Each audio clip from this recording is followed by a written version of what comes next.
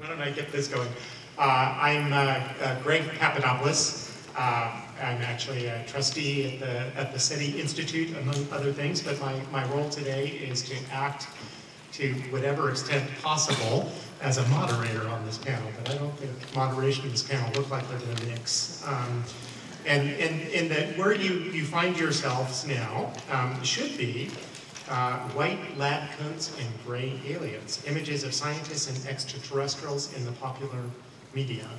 And the question, which we'll talk about in a bit here, is the popular perception of scientists helping or hurting science? And how do movies affect the public's view of what aliens may be like, among other things? And so to help us with this conversation are four people, and representing sort of different aspects of the way that science and science fiction is presented. And we will sort of take turns here with maybe 3, 4, 5 minutes each, kind of talk about things, and then turn it over to questions. But let me just start and introduce the people in sort of literary order. Here would be Robyn Asimov. Robyn literally grew up on her father's knee, and has training in psychology and as a healthcare consultant, and she manages the vast body of Asimov literature, ensuring that it continues to reach the public in books and articles and film. Sort of is acting in a bit of a bridge, if you will. Between that is Jennifer Ouellette, who is director, among other things, is director of the Science and Entertainment program at the National Academy of Sciences, which is fostering collaborations between, creative collaborations between scientists and Hollywood.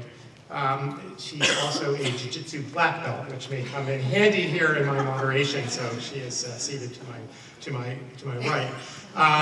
Sort of in the middle, and is John Billingsley, who is an actor who has applied his talents to interpreting the scripts and screenplays to portray both aliens and terrestrial scientists, I think, together. So from a unique position of interpretation. And then finally, our token real-life scientist on the panel, Seth Shostak, who is a Caltech-trained astrophysicist and SETI senior astronomer. And if you have not heard Seth talk, then you just arrived on this planet. But he is the lead voice of the SETI Institute, and is an all-around, generally funny guy. Let me just start off. I'm actually going to ask Jennifer to address sort of this, the basic thesis here. So, is the way we actually end up portraying these things, is this helping or hurting science, and how does it affect our views? Well, I'm going to go on a limb and say that I actually think in the long run it helps science. And one of the things that I've particularly argued recently when I've taken up this topic with people, if you look back to the science fiction films from like the 1950s era, there you really did get the stereotypical scientist with the white coat. He's a white male, he's kind of geeky, he might be a clean-cut family man. But I think if you fast forward today and you flip through the channels on your television set, you have a resurgence of science-themed shows. And the image of the scientist there is very, very different. They're not all wearing lab coats. I know that the Big Bang Theory gets a lot of criticism from the physics community for the geeky nerd stereotype, but none of them are wearing lab coats. And there's a very good reason for that. Their tech consultant, when the series was in development, brought the wardrobe mistress to the lab so that she could see a physics lab up close. And she came back and she says, no lab coats. Everybody there was wearing t-shirts and sweatshirts and sneakers and jeans, and that's how we're going to dress them. And we'll, dress them in really bad, t-shirts and jeans, but they are going to look like that. You see women, you see minorities, you see heroes and villains, and you get a much wider swathe and a much more diverse viewpoint of scientists. Now, touching on the other point, the actual depiction of aliens, I think that there Hollywood can do a little bit better because, and this is something that the rest of the panelists I think can talk about, most alien depictions are humanoid or insectoid or something along those lines because we need to at least be able to grasp, the idea of, what these things might look like. And we're limited to that respect, I think, by our own imaginations. We always seem to depict aliens as something that, a bigger version of something that's here on Earth. And I think, apart from, say, the Blob, which wasn't even sentient, most things would not necessarily qualify as aliens. So the question of what a truly alien life form would look like, and even if we knew what that was, how would we depict it visually in a film, that's a really tough one. Well, let me invoke one of the two nerdy white guys here then. John, would you like to? I like to think I'm the nerdiest white guy in the room. Yes, thank God they still do occasionally need a geeky, bespectacled, lab-coated guy that wouldn't have a career. As my wife refers to aliens as major buttheads and minor buttheads. I've played both. That's some very interesting points you make, and I think one of the things that has always struck me is I agree that the presentation of aliens on camera does tend to be very limited by human perception, although I think having been in the business a long time, the big thing that limits us is simply the fact that the cost of a CGI effect is frequently prohibitive. And unfortunately, that's the reality of what sometimes limits what we can see on the screen. It simply costs too much. And I'll segue briefly, as an actor, that's the only thing I'm really competent to speak of, but one of the things that's happened in our industry is it's going through so much turmoil that budgets are being slashed right, left, and center. Television shows are being asked now to come in much under the budgets they were coming in for even a few years back. So I think the immediate future doesn't necessarily hold, a lot of optimism for us in pushing the boundaries of alien portrayal. Popular perception of scientists on television, film, hurting science. I don't know that I have a response to that yet. Maybe that'll come out as we keep talking. I would agree that I think one of the things that's happened is the old, as an old fan of 50s era movies, yes, there's no such thing as a scientist, it's always a mad scientist. I certainly think that's changed. I think we see a much more Catholic, not in the religious sense, but in the open-minded sense. I think we see a lot more variety these days when it comes to having played many, many scientists. I certainly have run the gamut from villainous to heroic. So I think there's some step forward there. The last thing I'll add is just on a personal note. I was going to wear a big sign around my neck that said ignoramus, and my wife said, no, wear a big sign that says wisecracker. So I came up with a new word called crackoramus. Which is, I didn't get time to make the sign, but that's what I think I am. You have one. I think I'll go to you now, Robyn. Well, first of all, would you guys mind if I just took a picture? Because, you see, I want to send this to my therapist and let her know you're all naked and you still don't feel better.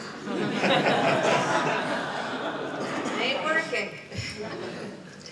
I would like to thank SETI for inviting me, thinking I'm worthy of this first SETICon, and I think coming to a first con is exciting because I went to the first Star Trek convention. But I will say it's all Seth's fault. He said I would do this as a favor, and I'm not a public speaker. I don't do things like this. And she really... So, if you could just bear with me, I would appreciate it. I think the scientists today are doing a lot of good for us, because they're quite hunky for the most part. When you think about all these forensic shows, CSIs, whatever, they get better looking and buttons get lower and lower and they're new stuff. And, It's not been my experience. They never want my buttons lowered. wait a minute, I heard some non. Oh, well, that's true. Yeah, all right. Well, yeah, that's true. I know it all. I'm a big fan of John's. And they're making them more real. Actually, maybe more, almost to a soap opera effect. But I think they are making them realer. They're making them women. They're making them young, old, whatever. They're just not your typical standard white guy in a lab suit. As far as aliens, and I will tell you, my father wasn't really into aliens. I mean, a big. They really can't hear me in the back. They're so lucky.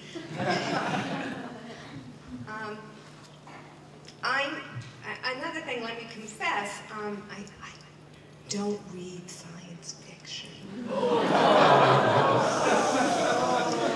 Are you familiar with Isaac Asimov by any chance? He's very good. Who? Now, I did read a number of his major novels when I was younger. Now, like Foundation? Is that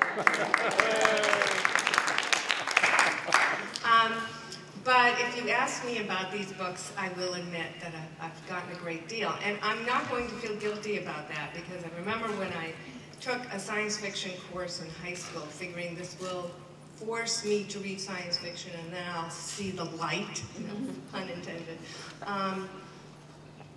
One of the requirements was the foundation. I thought, great, I'm going home. I live with the author, no problem. So I went home, paper and pencil. So Dad, about the foundation, and I started asking him questions, and he just looked at me and he said, oh, I don't remember. I wrote it 30 years ago. So I read it. I read his books 20, 30 years ago. I don't remember. Okay? I figure he can forgive it. It can be forgiven. So, getting back to this whole alien business, he didn't write about aliens. He really wrote about robots. And I was told by his editor, Jennifer Brow, who were very good friends, she told me, she asked him once why he didn't write about aliens. And he said, well, never met one. I think that helps your cause. Even though I sometimes felt he was one. I think for TV and for the audience, they have to be either very, very, very scary, so it can be a valid horror movie, or they have to be cute, like E.T., so you can cheer them on and not fear that they're going to try and kill you. So there's this real polar effect of whether they're good or bad, and how the audience will stick in there and watch them. And if you make them just these amoebas and these floating things, or these vague kind of, I can't even describe words of alien. Yeah, alien, thank you. People are going to lose interest, and unfortunately we've all become very ADD. So that's my 2 cents. Oh, thank God, here you go.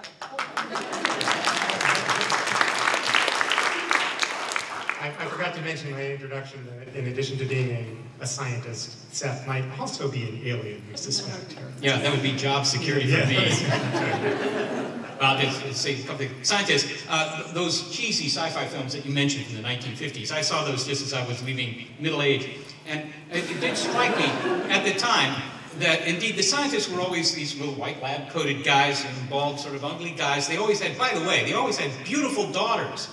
And I always wondered at that, because I thought there's something genetically wrong here, or this guy's not paying attention to what his wife's doing. Never figured that out. Anyhow, and these guys are running around. I mean, you know, they detonated a bomb in the Arctic and defrosted some critter from the Mesozoic, and he's coming down with nothing better to do than to, you know, chow down on New York.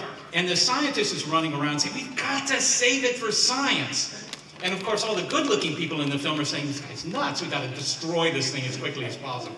So that was the vision of scientists, and as I said yesterday afternoon, actually, I think America has a bit of an anti-intellectual trait. Our heroes are not intellectuals. Our heroes have not been scientists, and I think that's because our heroes are the guys who could stumble through the Cumberland Gap and get to the Midwest and take on whatever was out there, which was mostly dangerous, right? Our heroes are the frontier guy, the guy who can, on his own, survive, not some guy sitting in a lab working out, differential equations. I hope that will change at some point, and I know that Jennifer is working on changing it. So, in any case, enough of the scientists. Let me just say something about aliens. People often remark on the anthropomorphic nature of aliens. Hollywood aliens are like Hollywood cowboys. There are only two varieties, the black hats and the white hats. There aren't too many white hats. Little E.T. comes all the way from Andromeda. This is, 2.2 million light years, comes from Andromeda to pick some plants and play with the kids, right? And then, but that's one of the very few good aliens. And you can tell he's a good alien, he looks like a kid.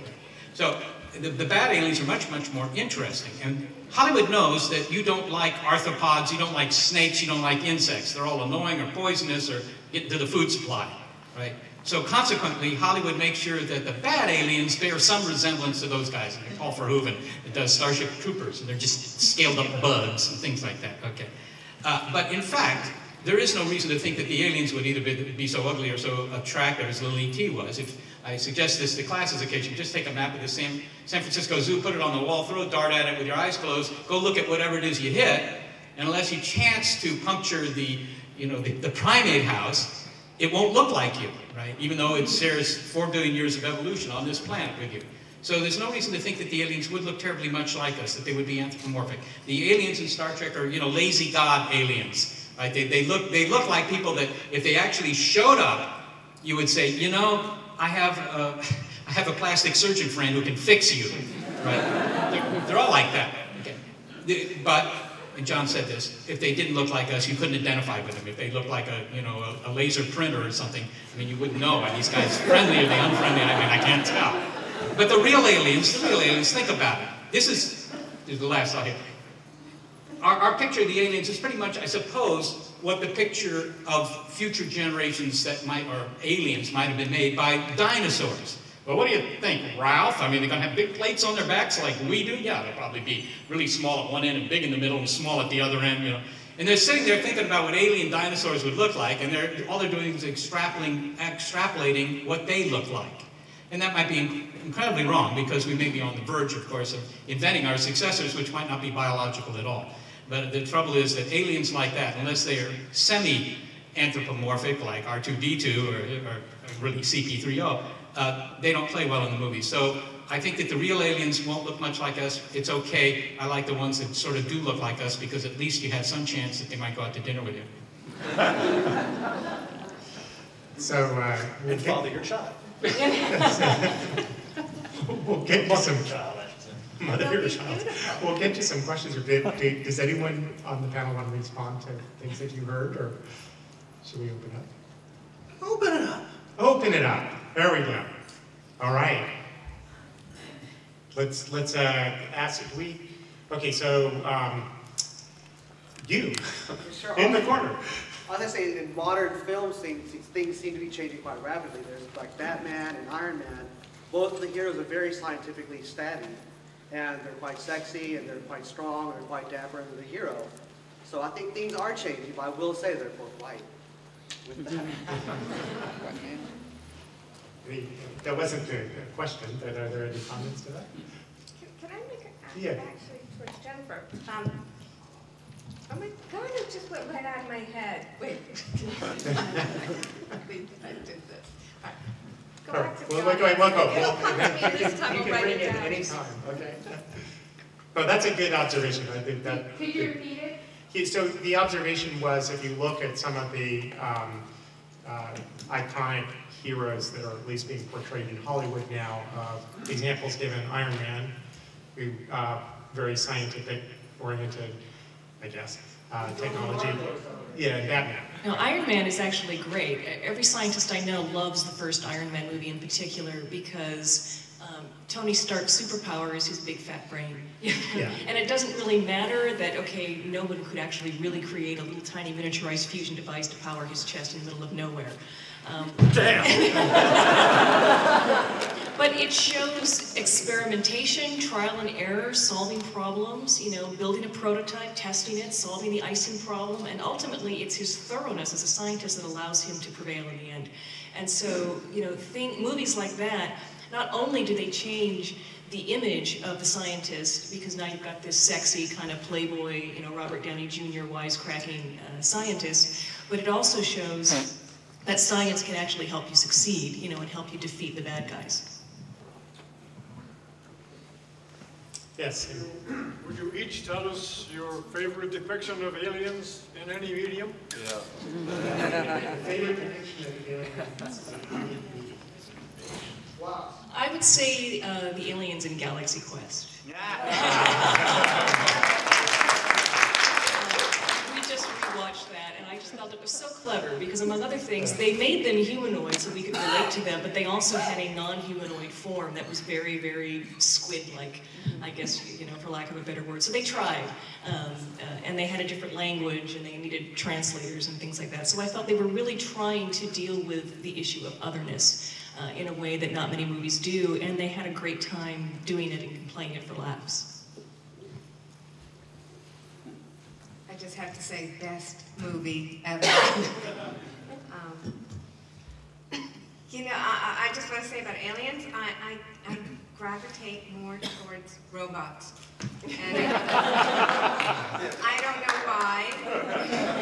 It's just one of those things, but I realized that for every non-human I fall in love with in the movies, it's really a robot, not so much an alien, unless they're in Galaxy Quest. It's so inseparable, you know. I mean, the aliens you fall in love with, you're really falling in love with a writer's aesthetic and a writer's vision.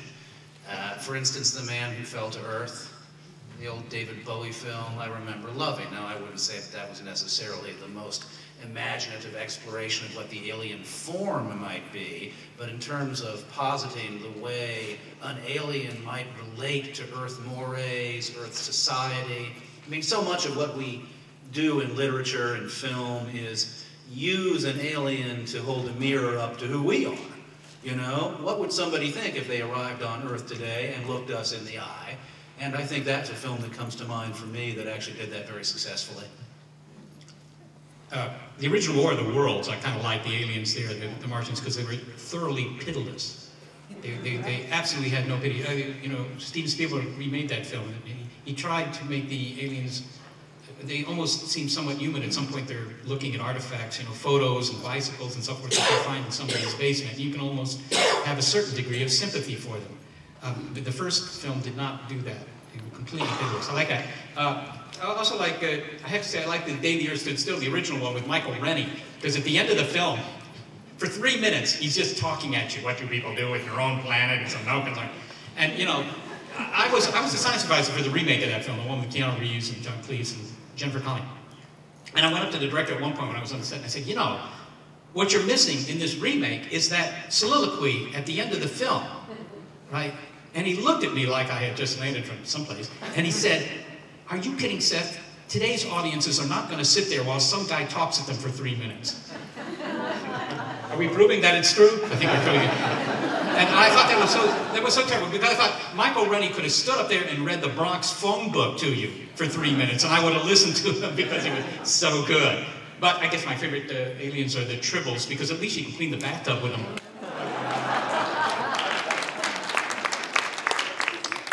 Yeah.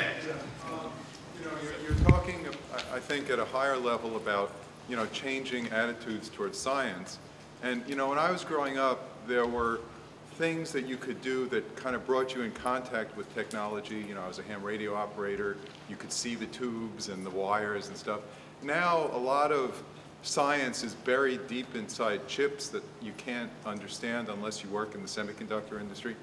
How can you bring the experience of discovery and invention to life to inspire people?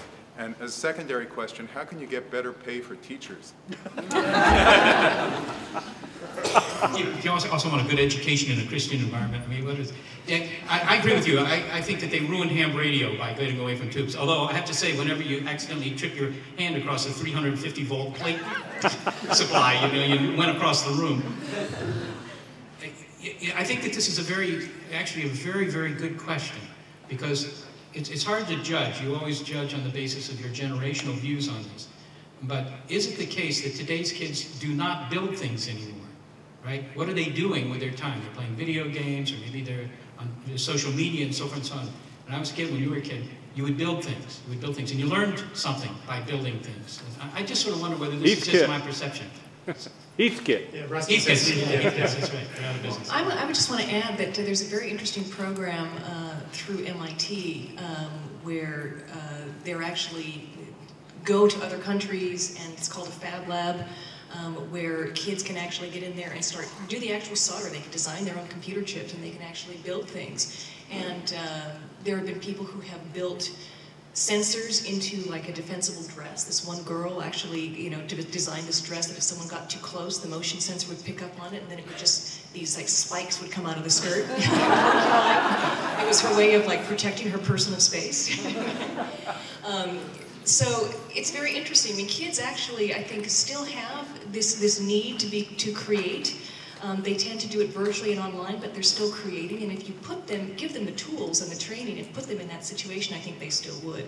So things like the Fab Lab, I think that it's Goldenfeld, Nigel Goldenfeld, Neil Gershenfeld is doing that. That's a wonderful template, I think, for the future, and he's had tremendous success doing that. Yeah, it's very cool stuff. I just also want to add, I disagree just a little bit, Seth, a teeny bit, that I think young people especially build computer systems, maybe not the actual chips, but all the people who come to my home and help me with my computer, they have these incredible labs at home where they take computers and screens and keyboards, and they really put together these amazing concoctions, and partly so that they don't have to spend money on expensive equipment. So, and I think in the movies or on shows, they show these kids and they're hackers, and they might be nerdy like Big Bang, but they create these wonderful things that play their video games, and they describe them. And then some of these CSI shows, they talk you through all the science that they're going through with things that are being created with microscopes or communicators, whatever. So I think we're still seeing that, maybe not quite as visually, but we're hearing it intellectually. I'd respond to the second question too, which is how do we find a way to pay teachers more money?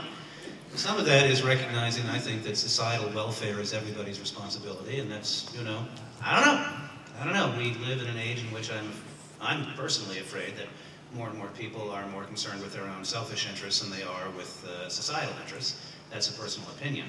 However, on the optimistic side of the equation, I would also say that in the 19th century, up until the 1920s, 50 to 70% of America's population couldn't read. I mean, I don't know what the exact numbers are, but certainly it was the expectation that only an elite would ever actually achieve what we would consider now to be true literacy. So I think we also have to recognize that there's a tendency for nostalgia to burnish the past in certain ways. It's perhaps a little unfair. Scientific literacy comes from literacy, the idea that we are moving towards a society in which, well, I don't know what the numbers are right now, but I think 75, 80, 85% of the American population can actually read is an accomplishment, that I don't think we recognize enough. Good questions. Let me go to the back, the woman right there. Yes, you. I have a question about the image of the alien that we have, that I see reoccurring a lot, is the movie Close Encounters of the Third Kind, the large eyes, the oval head. That appears in not only in the movies, but it appears in people who write nonfiction theories about outer space and what's out there, and aliens and the grays. And I did notice at the end of that movie when when the little critters were going back on the ship, they showed people on Earth looking at it, and they pointed particularly to people who had large almond-shaped eyes and high foreheads to kind of give you this association between the little gray critters and possibly adapted humans. And I'm wondering where that image, why it keeps coming up both in fiction and nonfiction, in movies, in books, in comic books. It's just like, it seems to be a lot of that. the Area 51 from a million years ago, they think it looked like that, whatever was there. We just want aliens to look a little bit like us. I mean, because we can relate to it more. And so that just catches our imagination and makes us, you know, if it's too other, then we're not going to be able to relate to it at all. But something that we might become, evolve into, which is I think what they were playing at the end of Close Encounters, that kind of ties into our notion of like wanting to be better, kind of, you know, striving for a utopian ideal, and maybe one day we will become like those creatures. I guess those are just my random thoughts on that particular question, but I think it's not surprising that that particular image is recurring, because it's one that we can all relate to. I think there's also an element of Carl Jung's, you know, collective unconscious. The aliens used to be little green guys. Everybody remember when they were little green guys? And then suddenly overnight they were little gray guys. And you might wonder what happened with this chromatic shift. And it turns out that Whitley Strieber had written this book, right? And suddenly they were gray because he described gray guys.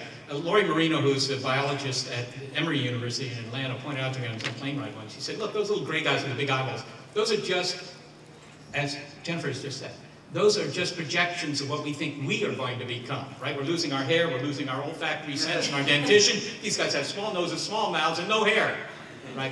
Our future is to design websites, so they have big eyes, right? That's what she was saying. Also, they're rather small because they don't load trucks for a living and all that.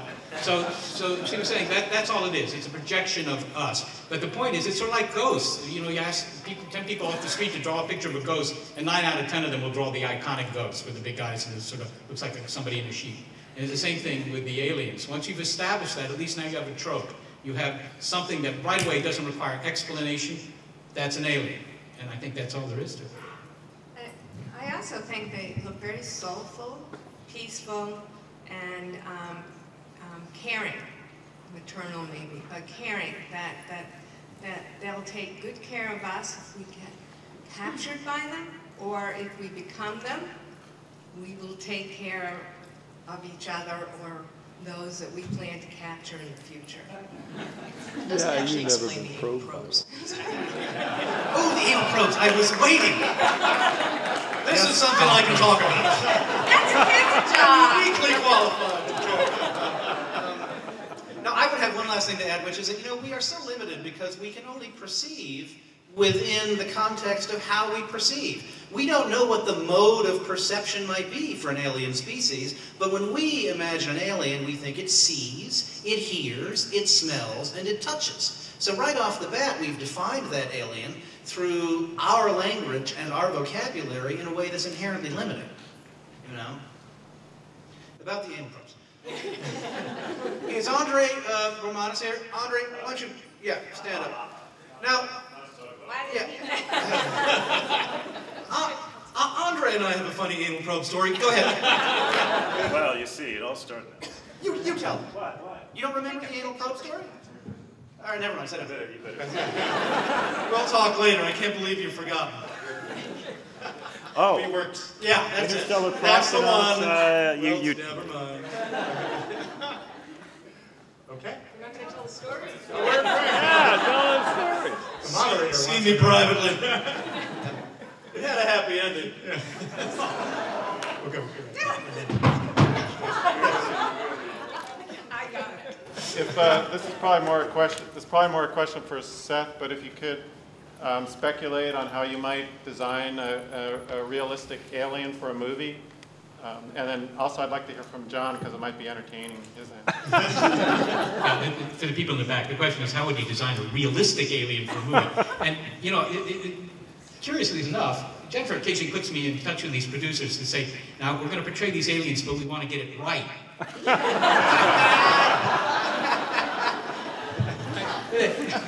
And you handle that question very well. Yeah, get it right. Well, okay. It's like the contact producers when they call up and they say, Seth, what does it look like when you fly through a wormhole? Well, I'll tell you what it was like last week. So of course we don't know. Of course we don't know.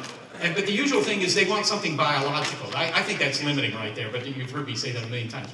But they do want something biological. There's a guy in Cambridge University in the UK, Simon Conway Morris, who thinks you're the optimal design for an intelligent creature. You may ask yourself whether you subscribe to this, next time you wake up in the morning with back pain or whatever. But anyhow, he thinks that we are. Now, the fact that we have 4 limbs, for example, that's just an artifact of a fish ancestor that had 4 fins and stuff like that. You could just as well have 6. In fact, most of the residents of this planet have 6. They're called insects, right? So, and 6 would help you play piano duets. I don't know, might be better.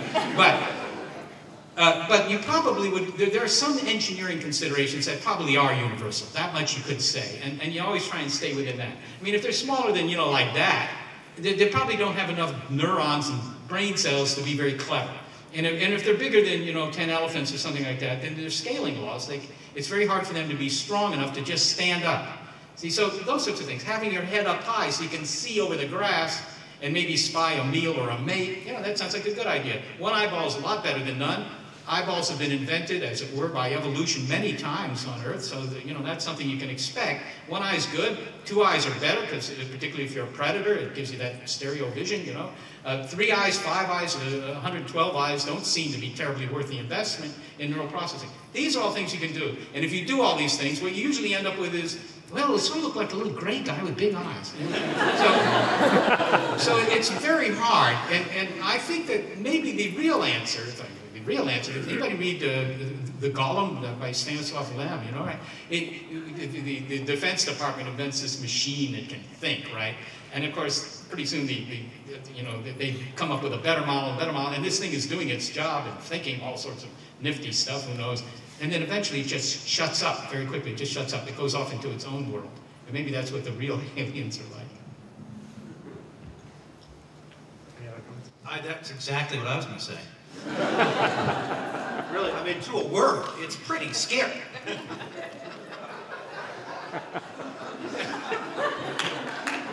Ditto. Okay. I would like to see more aliens that look like giraffes. I like giraffes. Who doesn't like a giraffe? That's just my personal predilection. I had a question, but it's not about aliens, it's back to the science part, and it's kind of 2-part. One, to answer a question, in the schools there are a lot of programs for science, something called Odyssey of the Mind for middle schoolers, nationwide program for kids to build things and use their minds, just to let you know, and also robotics. And so the schools really are doing science, and I'm very active in the school board in my community, so I just want to pass it out. We're not forgetting science. But my other thought is, do you think that with the advent of Silicon Valley, where we are, and computers and how important they've become to communities and to people, everybody, that's why scientists are now being so positively portrayed more so? Let's forget Big Bang Theory, but maybe Numbers, where scientists were very well portrayed as being someone important that could help the community, or even Eureka, which is kind of a kooky show, but still scientists are very important. And do you think it's because nowadays we all need science so much more than we did 100 years ago? 100 years ago, I have 2 kids. They've been texting me all day. One's in Philadelphia right now, one's in Kansas, and so all day my kids just send me little text messages to say their updates or what needs to be done. And 100 years ago, or even when I was a kid, I won't say how many years ago, my parents had no idea what I was doing when I was doing it because there was no way to communicate. So I think that there is something to that. I think that particularly starting with the atomic bomb, when physicists actually helped win World War II, we sort of started seeing physicists and other scientists as heroes, or at least as holding the answers that could help us solve real-world problems. And I think we're in a very different era, so the Silicon Valley and computer revolution, the microchip revolution, that kind of feeds our capitalist instincts, because now we can actually win. I'm glad you mentioned Eureka. It's one of my all-time favorite shows. It's a town I would love to live in. I think you've actually been on it. I have not. No? Okay. You should be. Let's start a letter writing campaign. Facebook. It's about a whole town of scientists, and they basically have, they fit their diversity, profile right there, because they have all kinds of scientists. But it's set at a government lab, and that is a model I think that we're now very comfortable with and familiar with. So yeah. On the other hand, I think that CSI, that's actually not really related necessarily to computers. I think that there's always been a move towards using science and forensics, actually even way back in the turn of the century, early 20th century, where you started getting fingerprinting and blood samples and things like that. You started getting the first toxicologists. There's a wonderful book called The Poisoner's Handbook out right now by Deborah Bloom that talks about 1920s New York and the development of chemical testing. So science has always, I think, been there to help solve the world's problems, and occasionally we just get a resurgence. I'd add one other thing, which is that producers know what the bottom line is. And one of the reasons that science is portrayed more positively, I think, is because producers recognize that fans want science to be portrayed more positively. You look at the success of a Comic-Con, you look at events such as this, and not to be crass, but the folks who make entertainment recognize that there is a big fan base out there, and they, to a certain extent, are doffing their cap to it. And they can participate in it, because you're seeing people of all kinds, even if they look like the guys on Big Bang Theory, that they make it popular, even with the girls, if they're going to be men. And women are widely accepted as scientists because they're always more level-headed. And now this whole thing about scientists are going to really, the nerds are not that they're going to take over the world, but they're sort of seeing their time and they're making money. And the sad thing here is that it is about money, but if that is a motivating factor, then a lot of people will get involved in science. I think you, in very back, yep, you. I guess I didn't have much of a question, but I also wanted to throw this out there as a thought that we're talking about the producers that are making, you know, the know how to make the money and other areas, but I think aliens and science are also a storytelling method, that it depends on what the story in the movie, and the movie wants to portray terror, they show a scary alien where, and you mentioned this earlier, we want a cuddly, friendly, someone we want to feel for, E.T. And I think that also plays a large part in what the aliens are perceived and portrayed in the final production. So I think, I just want to throw that out there that depending on what the audience wants to see and feel, or what they want us to see and feel, is probably a lot of times too, and I don't know if you might agree or disagree with that, that they're a large portion of the storytelling in films and TV. Well stated. Yes. Yeah, I think you're right that the portrayal of scientists in popular media has definitely improved a lot over the last few decades. And yet I keep hearing that fewer and fewer college students are majoring in sciences and engineering every year. Probably even fewer than in the 50s and 60s when the portrayals were so bad for various reasons. What can entertainment really do to increase that number? Can it do anything? Well, it can help shift public perceptions towards a more positivity towards science. I mean, even if you don't become a scientist, we still are required to make voting decisions and policy decisions, and a good and working knowledge of science, and at least a respect for the scientific method, can help in that. As for not enough students going into science, it's not just, you know, Hollywood does not exist in a vacuum. It can't work miracles, and I can speak to this because it's my job, essentially, to work at further improving the portrayal of science and scientists in film and television. We don't expect that it will create miracles, but I can tell you that in terms of forensics, the number of people who started enrolling in forensics classes after CSI quadrupled.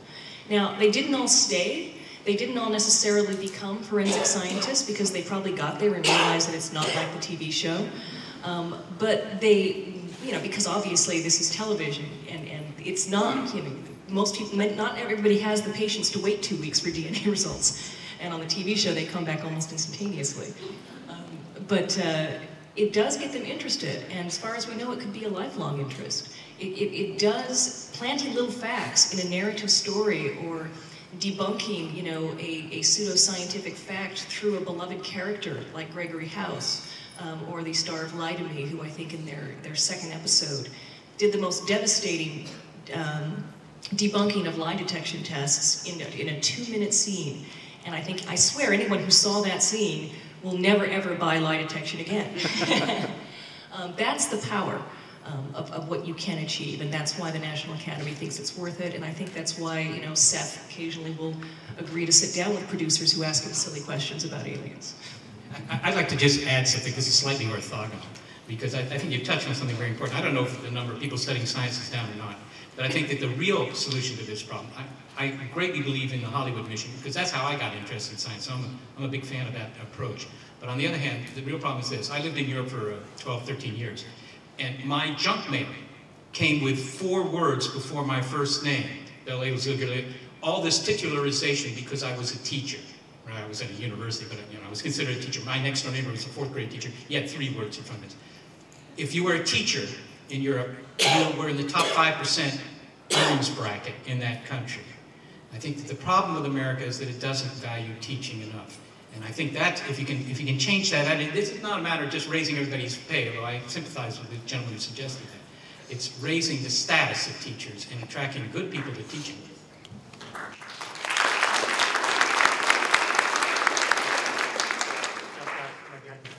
Yep.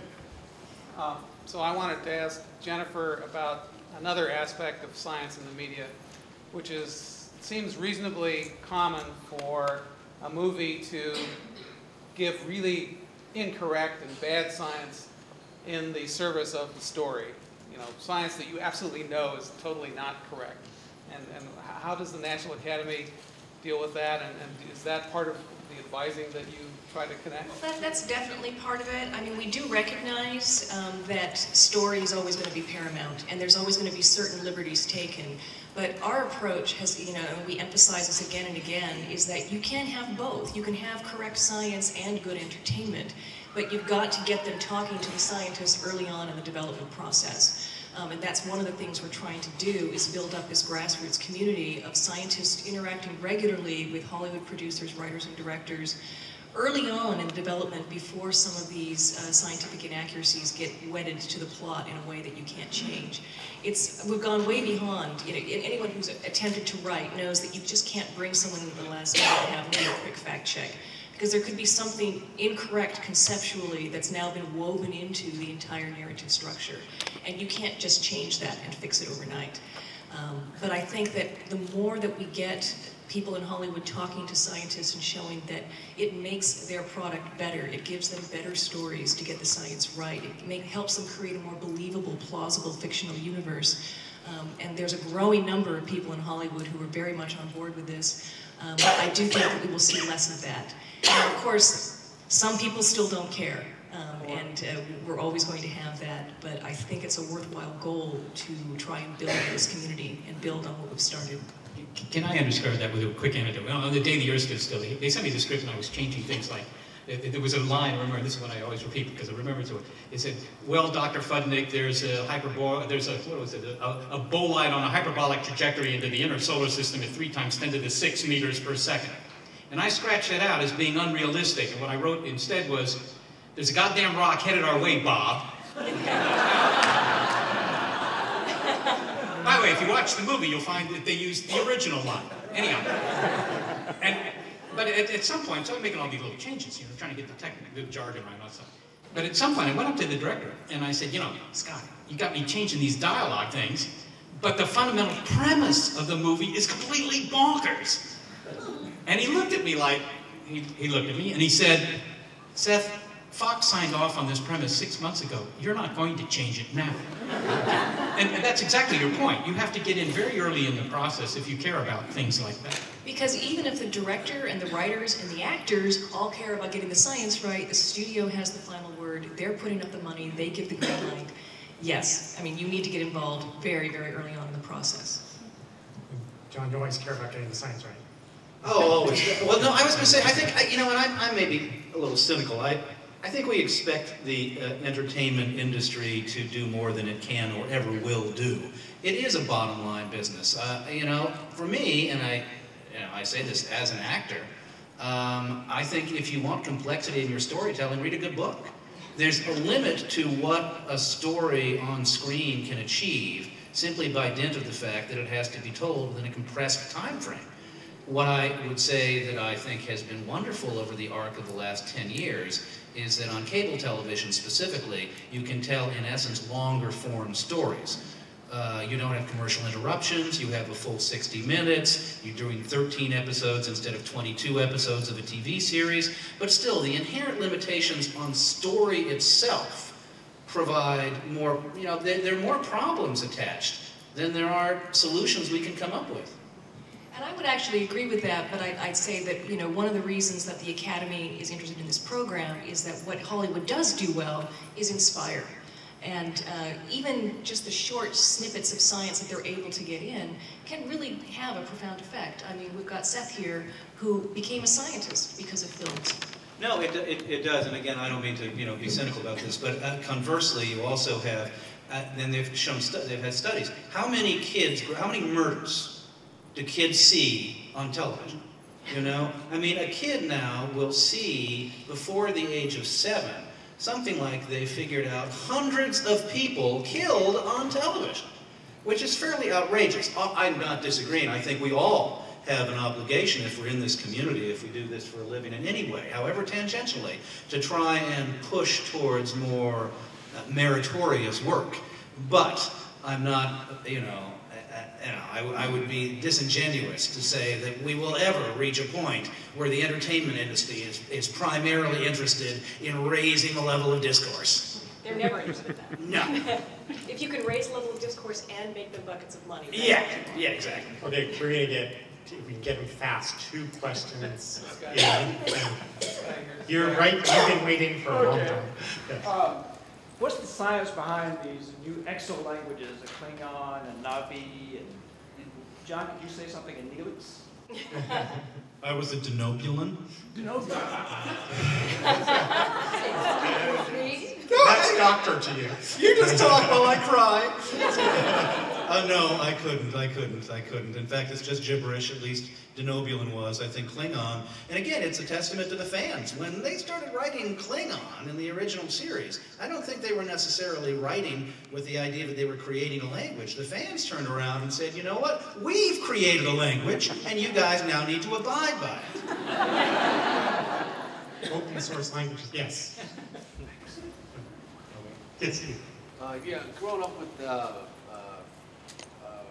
My Favorite Martian and going through the process of the last 40 years with, watching the reality shows of all the ghost shows to the point where, 78% of Americans believe in ghosts today, It's a known fact, and that's because of the media, the producers and everything else. Do you see the same thing with what you guys do with the TV show, the shows with the aliens and stuff? I mean, you got YouTube nowadays. People take pictures of the spaceships. Friday, the government of Brazil said that all UFO sightings will go through the military, will go through a special scientific committee, and then will be researched and everything else. Mexico has their own setup. Well, I think we can sort of cut to the chase here. Yeah. And the answer is, it was a CNN, this is typical, it was a CNN Time poll made in 2002, and it showed like approximately 1/3 of the American population believes that the aliens are here. 87% believe that the aliens are somewhere. Also, about 80% figure that the U.S. government is covering up knowledge of the aliens. It's the same government that runs the Postal Service, but they're able to do this.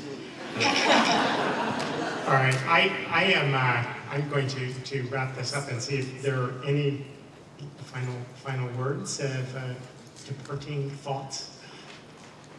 Well, I just want to say a few words about what John said in terms of there's only so much a movie or TV can do, and really what you hope, at least I certainly do, taking care of my father's works, that people do read, and somehow I would like them to do among everything that we've discussed on this panel, to include going to the book or to the books and read, because that is how my father became a scientist. He grew up reading from his father's candy store, science fiction, and he wanted to be a scientist and create worlds and be very scientific about it.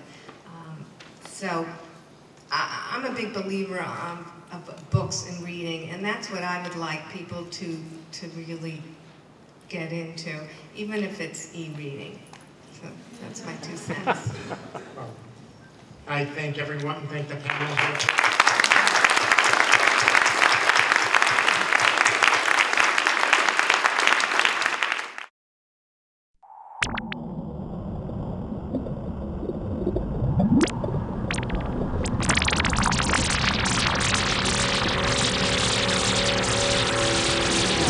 Thank you.